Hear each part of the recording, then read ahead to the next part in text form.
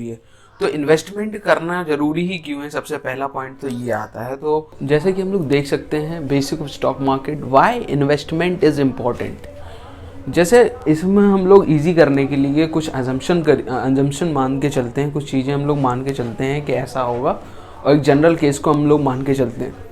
जैसे for example अगर हम लोग मान के चलेंगे जो हमारी इनकम है, मतलब जो हमारी आय है, जो तनख्वाह है हमारी, वो 50,000 रुपये है, और जिसमें हमारा जो कॉस्ट ऑफ लिविंग है, मतलब जो हमारा खर्चा है, मंथली एक्सपेंसेस है, वो 30,000 रुपये है।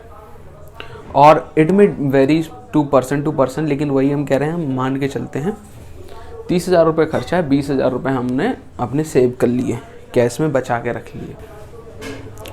तो जो आपका लिविंग कॉस्ट हो गया, आपने जो एज है आपकी ज्वाइन करने की, नौकरी जो ज्वाइन की है आपने, वो मान के चलते हैं 30 साल की एज में आपने नौकरी ज्वाइन की है, 30 साल की उम्र में आपने अर्निंग स्टार्ट की है अपनी, और एट द एज ऑफ 50 आपने काम किया।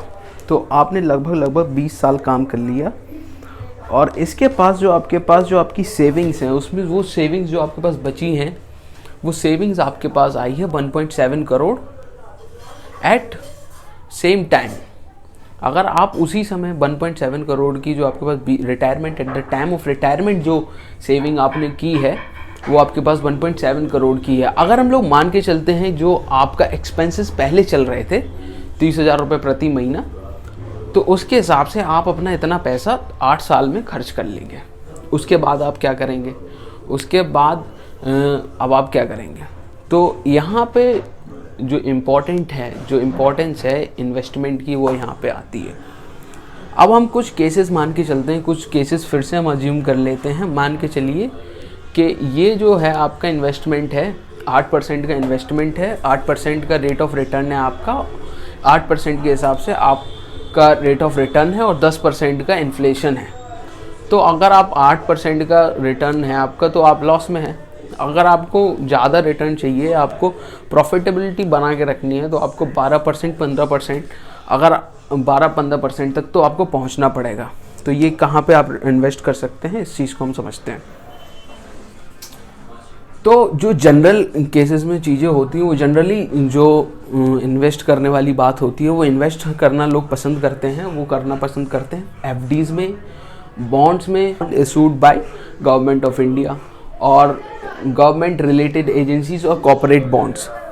तो इनका जो रेट ऑफ रिटर्न रहता है वो 8 से 10% का रहता है। आप एवरेज मान के चलिए 9% मान के चल लेते हैं, 10% 8% का रेट ऑफ रिटर्न मान के चलते हैं। कमोडिटीज़ मतलब जो प्रीशियस मेटल होते हैं, गोल्ड हो गया, सिल्वर हो गया, इनका भी रेट ऑफ रिटर्न अच्छा रहता है, बट इनमें काफ़ी सारे, इनका भी रेट ऑफ रिटर्न 8% के आसपास मान के चलिए, क्योंकि ये वेरीज करता रहता है हमेशा आते हैं। और तीसरा जो है, ये भी काफ़ी सारे लोग कंसीडर कर रहे हैं, आजकल बहुत ज़्यादा लोग कंसीडर कर रहे हैं। हालांकि जहाँ पे डेवलपमेंट, जो डेवलपिंग एरियाज़ हैं, जैसे मान लीजिए कोई शहर के पास छोटा गांव है, वहाँ पे ये काफ़ी ज़्यादा सही चल रहा है। लेकिन रियल इस्टेट में काफ़ी ज़्यादा लफड़े हो जाते हैं कि जो तीसरा जो पॉइंट है हमारा रियल इस्टेट का, इसमें बहुत सारी झंझट रहती है। ज़मीन जायदाद में जो झंझट रहती है, वो पता ही है सबको क्या झंझट रहती है। और एक पुरानी जो कहावत है आपकी कि जो लड़ाई होती है जर जोरू ज़मीन की वजह से होती है।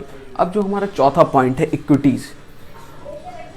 इक्विटीज़, यहाँ पे ये शेयर मार्केट है। यहाँ पे अगर रेट ऑफ रिटर्न देखा जाए तो 15% का रहता है, 15% रहता है। और अगर आप प्रोफेशनली इसको कर रहे हो, प्रोफेशनली मतलब इसमें समय दे रहे हो, तो इसमें रेट ऑफ रिटर्न आप और अच्छा कर सकते हो। तो अगर हम कंपेयर करें तो आपके पास, अगर आप इन्वेस्ट नहीं कर रहे तो आपके पास जो पहला पैसा बचता है, आइडल केस में पैसा बचता है, वो 1.7 करोड़ बच रहा है।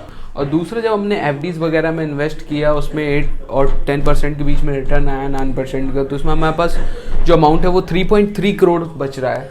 जो कमोडिटीज़ में हमने इन्वेस्ट किया, तो हमारे पास 8% का रेट ऑफ रिटर्न मान लेते हैं, तो उसमें हमारे पास 3 करोड़ रुपए हमारे पास सेव बच रहे हैं। इक्विटीज़ में अगर हम देखते हैं तो 15% का रिटर्न मान के चलते हैं, तो वो इतना ज़्यादा बढ़ जाता है कि ये लगभग डबल के बराबर हो गया, 5.5 करोड़ के आसपास। इसमें हमें जो पॉइंट रिमेंबर करने हैं, हाई रिस्क हाई रिवॉर्ड।